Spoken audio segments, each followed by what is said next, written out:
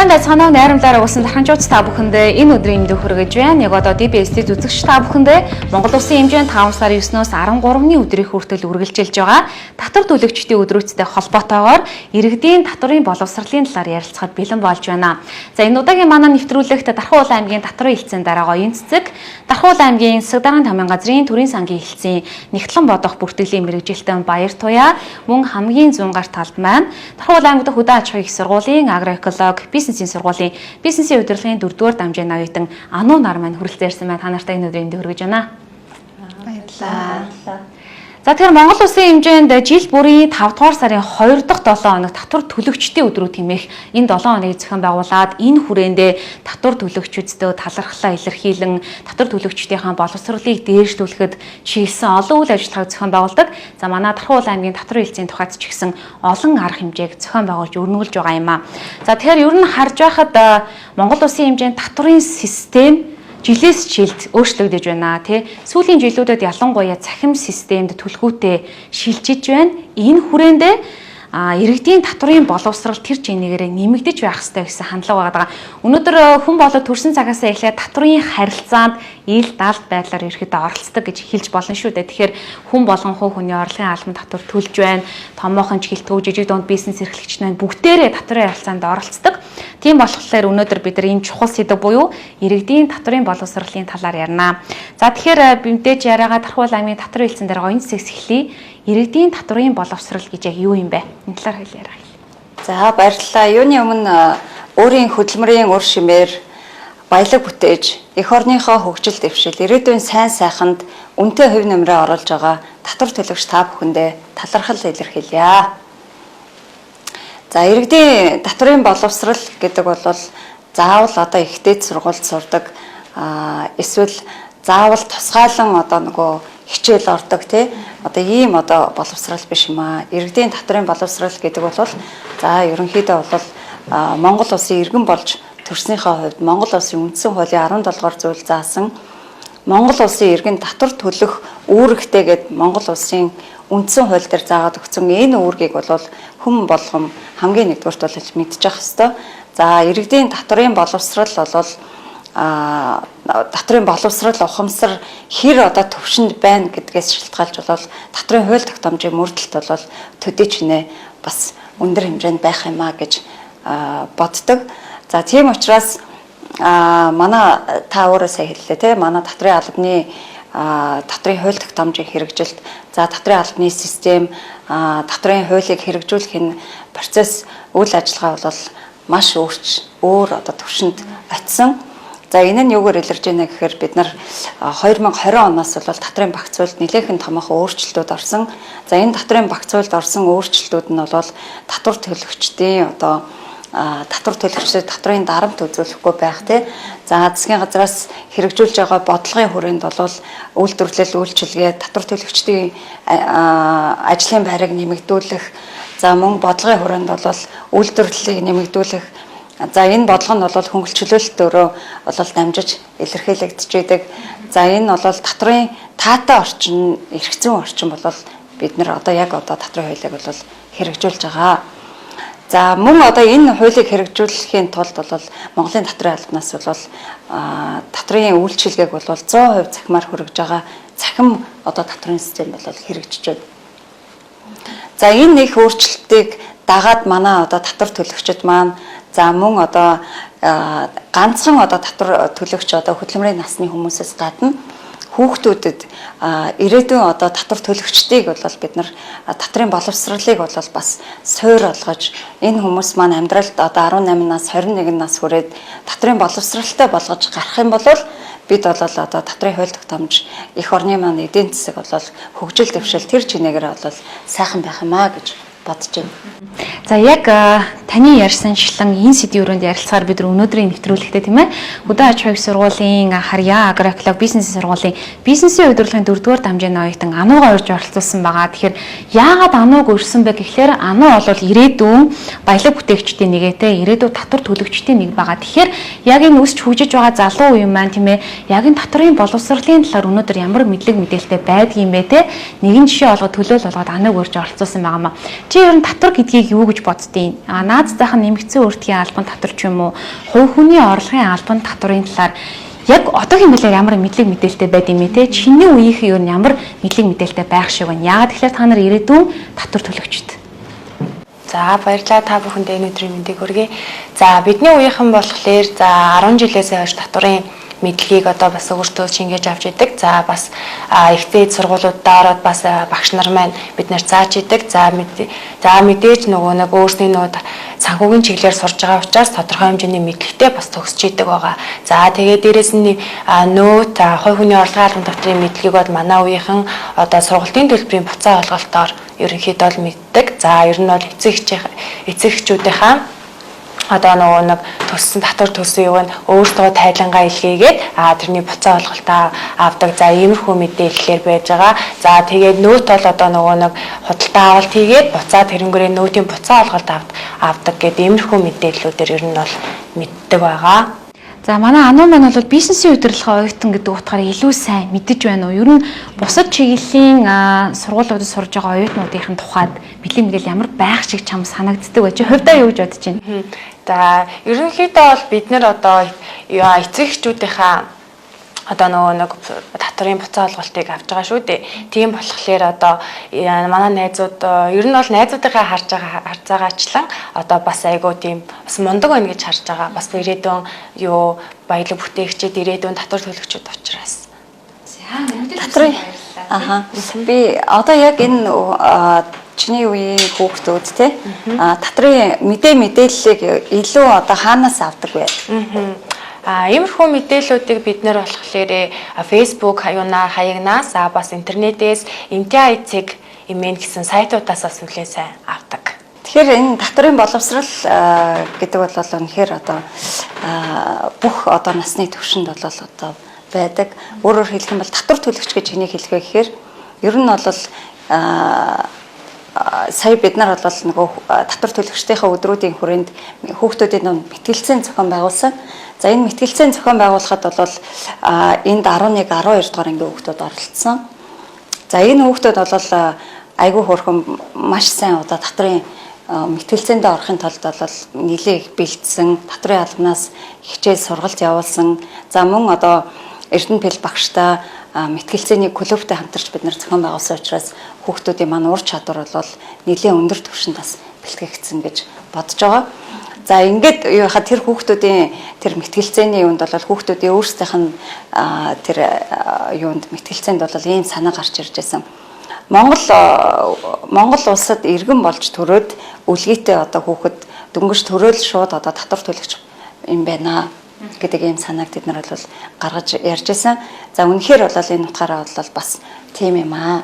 Энэ нь юугаар илэрч байна гэвэл жишээлбэл нэмэгдсэн үртгийн албан татвар. Нэмэгдсэн үртгийн албан татварыг хэн төлдөг вэ гэхээр эцсийн хэрэглэгч төлдөг.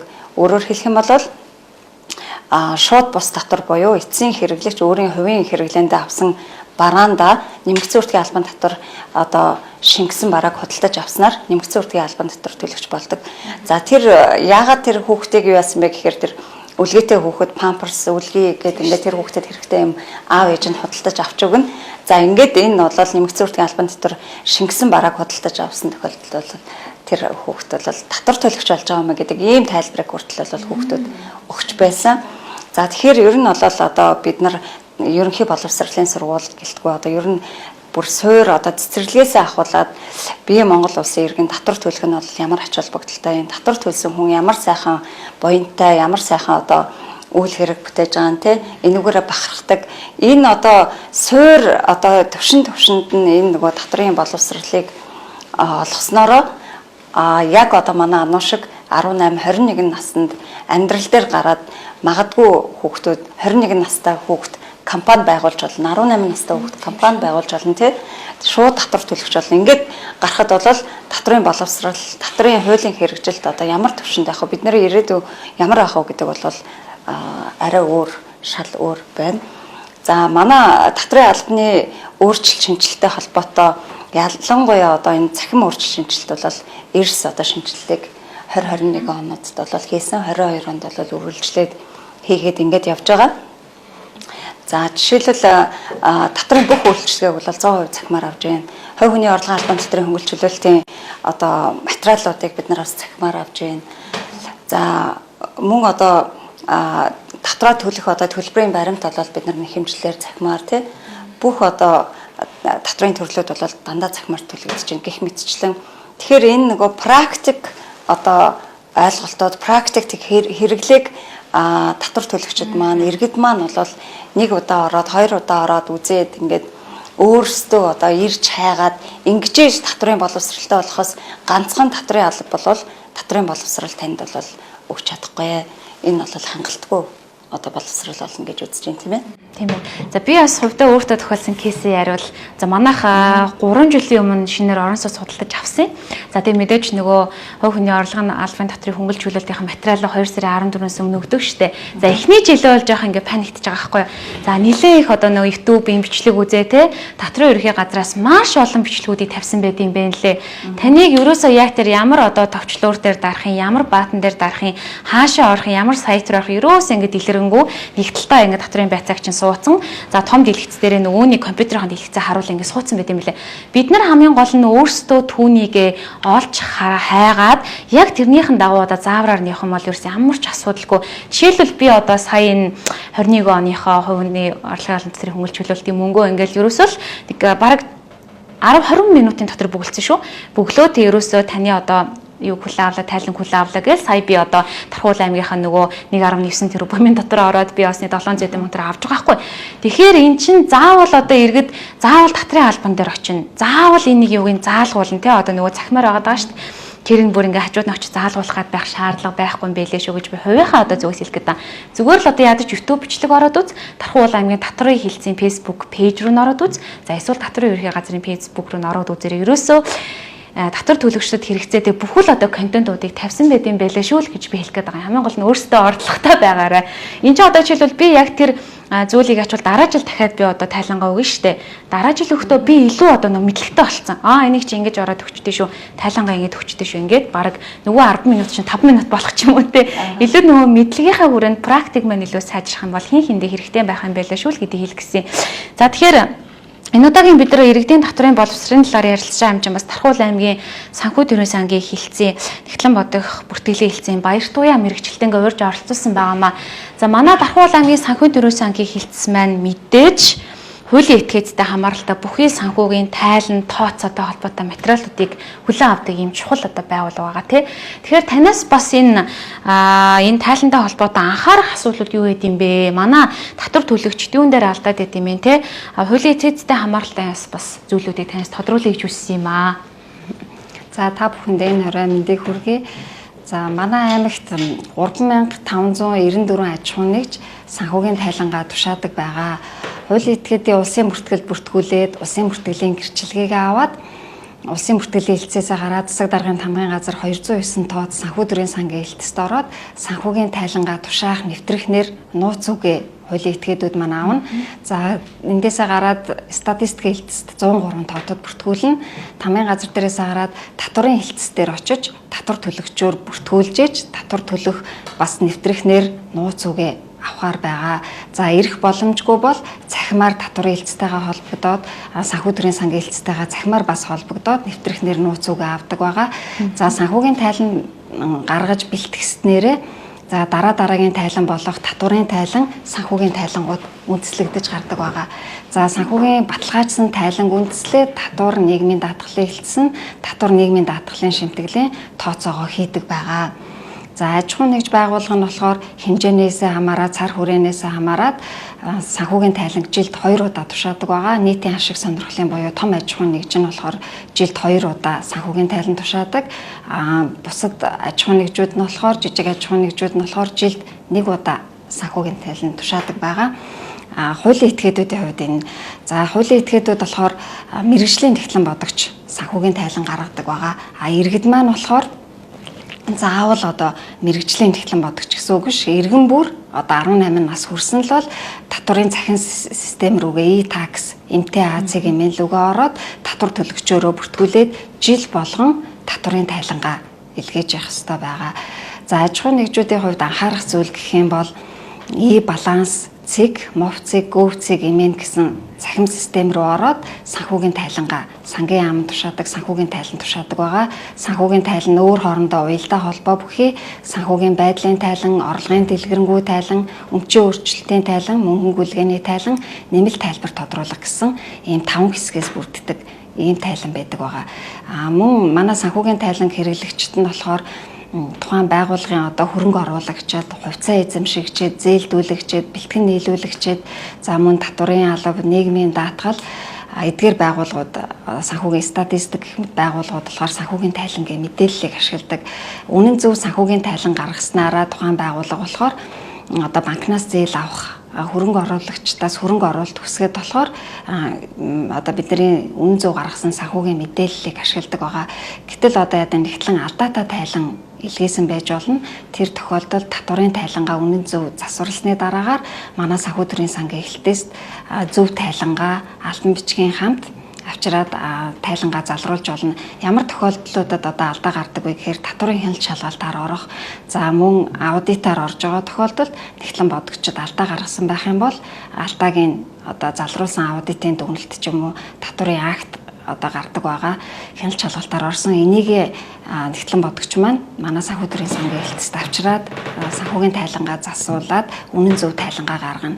За мөн санхүүгийн нөгөө тайланг бусад саяны хэлсэн байгууллагууд цаасан тайлан хүсдэг. Тэгэхээр цаасан тайлан болохоор одоо саяны балансыг, мовцыг, гүвцэг эмэн гэдэг сайт руу ороод маягт гэдэг хэсэг байдаг. Маягт гэдэг хэсэг рүү ороод аж ахуй нэгж болохоор сангийн сайдын 2017 оны 361 төрийн бус байгууллага байх юм бол сангийн сайдын 2017 оны 386 дугаар маягтын дагуу төгөргөөр санхүүгийн тайлангаа гаргаад баталгаажуулаад холбогдох байгууллагада хөргүүлдэг байгаа. За мөн тендерт оролцож байгаа аж ахуй нэгж байгууллагын санхүүгийн мэдээллийг манай цахим системээс авдаг байгаа. За тэгэхээр ер нь бол иргэдийн татврын боловсролын талаар ярьж байгаа юм чи хүмүүсийн бүр хамгийн их ярьж асуудаг нэг зүйлийг ярилцъя гэж бодож байна л доо. Энэ дээр таас тодорхой хариулт өгч баг. Одоо нэмэгдсэн үртгийн албан татвараа 10% болгомоор байна гэл те. Одоо хүссэн болгоно ярьж штэ. Энэ мэдээж энгийн дээр хэлбэл болохгүй зүйл байгаах. Та энийг бас тайлбарлах хэлэхгүй. Одоо дуртай нь одоо юу гэдэг 2% байгаа 10% болгомоор байна гэл ярьж штэ. Энэ жишээлбэл иргэдийн татврын боловсролтой хэр холбоотой зүйл гэж ер нь харж байна та. Энэ бол яг бодлогын өрөөнд ярьдаг л асуудал байна л да. За ер нь бол буцаа авалтыг буцаагаад 10%-аар нь авъя гэж байна. Үнэхээр бол энэ бол бас маш одоо том асуудал. За энэ бол юу гэхээр хэрвээ нэмэгдсэн үртгийн албан татврын татвар бол бодлогын хувьд бол далд эдийн засгийг илрүүлэх те. За мөн одоо нөгөө талаараа нэгтлэн бодох бүртгэлийн анхан шатны баримт болж байгаа гэдэг утгаараа бол нэлийн одоо том массын түвшинд байдаг. За мөн одоо эцсийн хэрэглэгч төлдөг шууд бос ийм одоо ач холбогдолтой ийм татвар байгаа. За энэ буцаа олголтыг 10% болгоно гэдэг бол бас л маш одоо хэцүү аль талаас нь одоо жишээлбэл хинч хамаагүй одоо тий суглааг болиолын 10% болгоё гэл ингээ хэлэхэд амархан боловч энэний цаадлын үр дүн цаана байгаа одоо хэн одоо тэр татварыг төлөх үү, хэн одоо тэр буцаа олголтын орж байгаа 10% авж байгаа хэсэг нь одоо ямар хүмүүс авж гин те. Магадгүй би орлого өндөртэй хүн миний худалдаа авалт өндөр байвал би буцаалт 10% авна. Би дундаж орлоготой хүн байна. Би дундаж байгаа миний худалдаа авалт за миний цалин сая төгрөг байлаа гэхэд сая төгрөгнийхаа за би хэдтэн худалдаа авалт хийгээд хэдтэн буцаа олголт надаа тэр 10% ирэх үү. Тэр буцаа олгогдож байгаа хэсэг дээр бол тэр ер нь бол манай юу ч юм бол дундаж одоо төвшөнтэй манай нийт одоо иргэдийн одоо ихэнх нь бол дундаж төвшөнтэй гэж би ойлгодог. Ер нь бол тийм учраас яг одоо нөгөө юм баян юм одоо өндөр одоо төвшөнд эдийн засгийн одоо санхүүгийн эрхчлөөнд хүрсэн хүн бол тэр болгон бас яг тийм өндөр тоо хэмжээгээр бол байхгүй учраас буцаа олголт хүнд очих уу гэдгийг бол маш сайн ойлгох хэрэгтэй байна. Би бол тэгж бодож байна. Тэр талаас нь бодож байна. Тийм учраас тэр 10% болгоно гэдэг бол нэг тийм ач холбогдолтой биш. Хоёрдугаар дахиад нэг юм нь юу гэхээр нөгөө суглааг болиулъя гэж хүмүүс яриад байгаа шүү дээ. Энэ бол яг би нэг өөрийнхөө хувь үзлэр тайлбарлаж байна тийм. Суглааг болиулна гэдэг бол одоо жишээл за суглааг болиулчих л да. Тэгэх юм бол 0-50 хүртэл сая төгрөгийн орлоготой иргэд маань татрын албанд хялбаршуулсан гормоор тайлангаа өгөөд хувь хүний орлогын албан татрын тайлан хялбаршуулсан жилдээ нэг удаа өгөөд 1% татвар төлөх боломжтой байдаг. За энэ хүмүүсийн суглааны баримт буюу баримт дээр бол суглааны биш нөгөө төлбөрийн баримт дээр зөвхөн суглаатай баримт гардаг байхгүй юу. Тэгэхээр тэр нөгөө 0-5 сая хүртэл борлуулалтын орлоготой иргэдийн гаргаж байгаа баримт буюу төлбөрийн баримт бол тодорхой хэмжээгээр үнцэнтэй байх ёстой. Тэгвэл тэд нар одоо суглааг боловчвол тэдний тэр гаргаж байгаа баримт нэгдүгürt үнцэнтэй болно. Хоёрдугаарт эсвэл бүгд одоо жигд нэмэгдсэн үртгийн албан дотор суудхан төлөгч болох юм уу гэдэг асуудал гарч ирж байгаа биз. Тийм. Тэгэхээр тэр одоо яг одоо 0-5 сая хүртэл борлуулалтын орлоготой тэр хүмүүс нэмэгдсэн үртгийн албан дотор суудхан төлөгч болоход бол тэр хүмүүсийн ёстой жинхэнэ нөгөө боловсролын сар болгон тайлангаа өгөх те магадгүй татрын дарамт гэдэг юм үүсэх баг гэж би боддгийн. Тийм учраас бол татрын боловсрол бол энэ бол яг саяны асуусан асуултанд бол айгуу нөгөө бас эргээл нөгөө татрын боловсралтайгаа холбоотой болчихж байгаа байхгүй тийм. Тэгэхээр нэг л бүгдээрээ татрын боловсролын талаар ярьж байгаа юм чи иргэдтэй нэмэгдсэн үртгийн албан татрын урамшууллын систем илүү дэлгэрэнгүй мэдээллийг те шторк видеогоор хүргэе гэж бодож байна тийх үү. За тэгээ манай Монголын татрын албанаас бэлтгэсэн шторкийг та бүхэн хүлээж авнаа. Амьдрал тохиолдох аз жаргалтай хорон бүр таны болон олон хүний шудраг хөдөлмөрөөр бий болж та бид өөрсдийн өдөр тутмын амьдралдаа худалдан авалт хийж түүнийгээ төлбөрийн баримтаар баталгаажуулж улс их орныхоо хөгжилд хувь нэмрээ оруулсаар байна. Харин зарим тохиолдолд худалдан авалт хийхдээ бид төлбөрийн баримт авч чаддаггүй байсан. Гэхдээ бяцхан хэрнээ ярвигтай асуудлуудыг ухаалгаар шийдэж чадах нь амьдралыг илүү амархан болгодог. Иргэн та худалдан авалт хийхдээ e-баримт аппликейшн ашиглаж татвар төлөгчийн QR кодыг уншуулад төлбөрөө төлж баримтаа автоматар бүртгүүлэх боломжтой болжээ. Иргэн та e-баримтаа аваарай. За та бүхэнд танилцуулсан саягийн бичлэг бол нэмэгдсэн үртгийн албан татрын урамшууллын системийг хэрэгжүүлэх за төлбөрийн баримт олгох одоо ийм шторк бичлэг байгаа. За энэ бичлэг бол ерөөсөө одоо худалдаа эрхэлж байгаа бараа ажил үйлчилгээ борлуулж байгаа Монгол улсад орлого олж байгаа одоо хувь хүн хуулийн этгээд бүгд бол баримт олгодог. За ялангуяа манай иргэдээс бол зах худалдааны төвүүд дээр одоо баримт олохгүй байна гэдэг гомдол хүсэлтүүд бол маш их ирдэг. За ингээд бид бол энэ зах худалдааны төвүүд дээр татвар төлөгчдөө QR код үүсгээд за худалдаа авагч та тэр QR кодыг баримтынхаа камерт уншуулснаар баримт үүсгэх одоо ийм одоо амархан одоо боломж үүссэн явагдаж байгаа. За ингээд та бүхэн маань зах худалдааны төвүүдээр орохдоо заавал одоо баримтаа аваарай гэдэг одоо уриалгыг бол гаргаж байна. За тэгэхээр иргэд өөрсдөө нөгөө цаад худалдаа эрхэлж байгаа хүмүүс нь баримтаа аваач гэж хэлийг хүлээдэг юм шиг байгаа нэ. Гэтэл иргэд өөрсдөө нөгөө эрхээ эдлээд би баримтаа авъя гэдгийг хэлчих юм бол нөгөө хүмүүс чинь нөгөө наацсан байгаа баримтын QR кодоо энийг уншуулаарай гэж хэлчихэд л асуудал үүсэхгүй байгаа юм л да.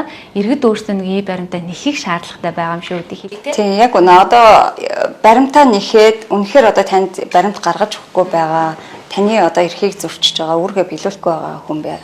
Аж ахуйн нэгж татвар төлөгч байх юм бол та бас 1800 1288 гэсэн одоо утсанд бидэнд бол гомдол хүсэлтэд бол ирүүлж болно. За мөн үзэгчдтэй хүрэх өшөө бичлэг байгаа бол үзүүл яа тэгэхээр хэдүүлээ нэг нь л одоо иргэдийн татврын боловсролыг нэмэгдүүлэх дээшлэх талаар ярьж байгаа учраас баримттай холбоотой бичлэг бас бэлдсэн байгаа гэж бодож байна тийм. Тийм. За бичлэг үзүүлээ тийм. За. Дахин мэрэнд шилжсэн өнөөгийн нэгэнд бидэнд мэдэхгүй юм их байна. Өнөөдөр хүн бүр төлбөрийн баримт авна, төлбөрийн баримт олгоно гэдэг боловч яаж авах болон үгүй мэдэхгүй байна. Эсвэл эдгээрийг өөрт тохирох хамгийн амар хэлбэр аргыг мэдэхгүй байна уу? Татрын систем маань ямар хурдтай арга хөгжиж байгааг мэдмээр байна уу? Төлбөрийн баримт авах хамгийн энгийн аргуудаас суралцмаар байна уу? Одоо тэгвэл та бүхэндээ төлбөрийн баримтын талаар тайлбарлаж өгье.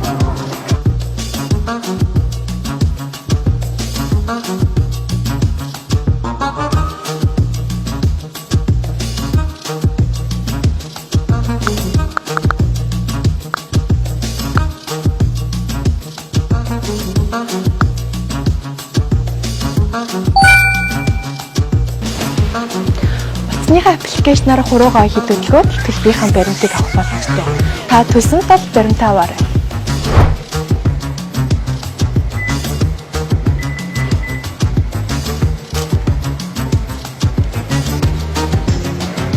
Карта өгөөд бос машинаар төлбөрийн баримтаа хідүүлээд авчихвал та төлсөн бол баримтаа аваарай.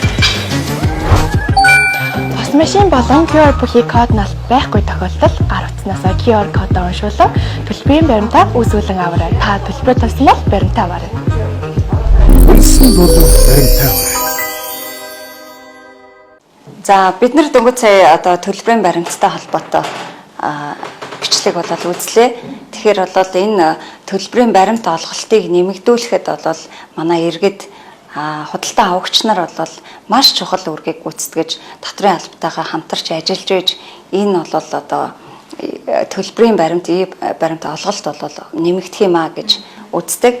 За тэгэхээр энэ зах худалдааны төвүүд дээр баримт олгодоггүй гэсэн одоо гомдол хүсэлтүүд бол маш их ирдэг. 1800 1288 гэсэн утсан дээр бол татрын алба хүсэлт гомдол бол авдаг.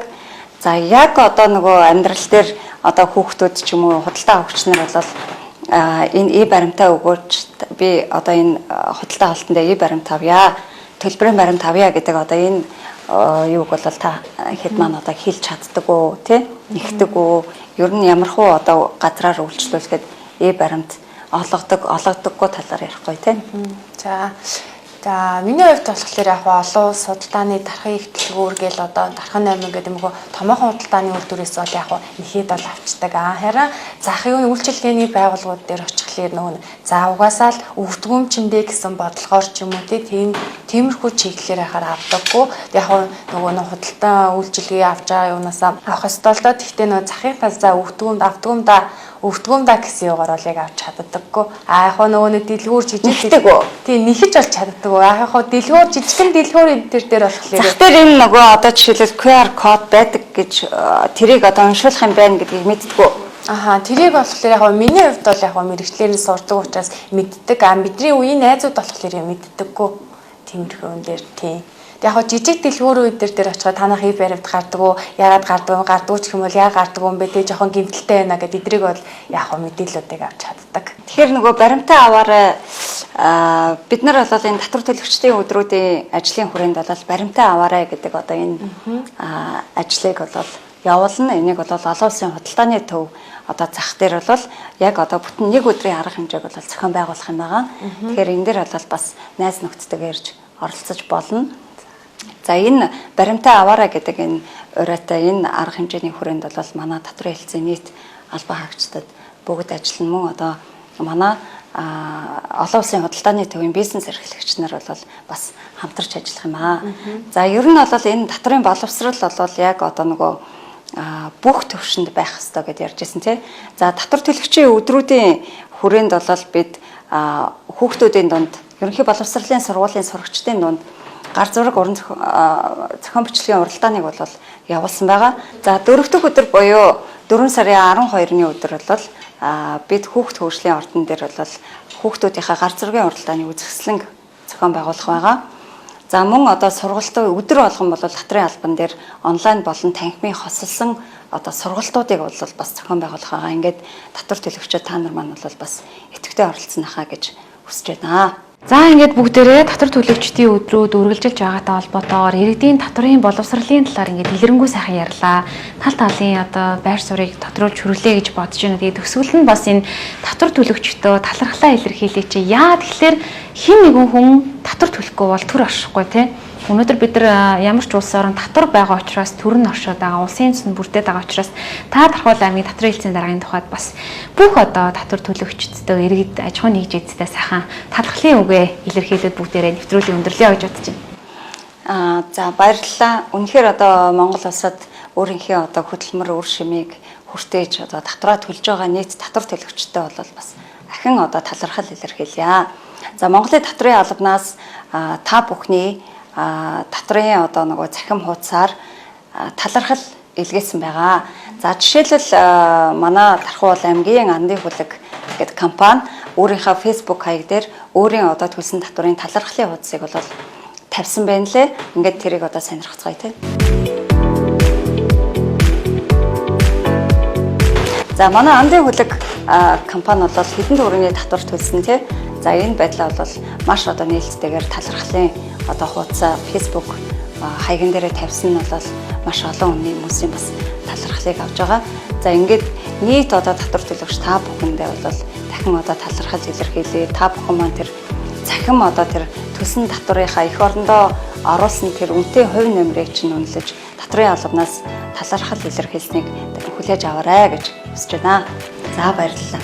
За ингээд анхаарлаа хандуус үзэгч та бүхэндээ баярлалаа. Бид иргэдийн татврын боловсролын талаар ярихаар Тархуул аймгийн татврын хэлтсийн дарга оюун цэцэг, Тархуул аймгийн эсэг даргын тамирын газрын санхүү төрийн сангийн хэлтсийн Нягтлан бодох бүртгэлийн мэргэжилтэн Баяр Туяа, Тархуул аймаг дахь хөдөө аж ахуйн сургуулийн агроэкологи бизнесийн сургуулийн 4-р дамжийн оюутан Ану нарга урьж оролцууллаа. Ингээд үзэгч та бүхэндээ энэ өдрийг сайхан өнгөрүүлээрэй гэж хүсэж байна. Анхаарлаа хандсан баярлалаа.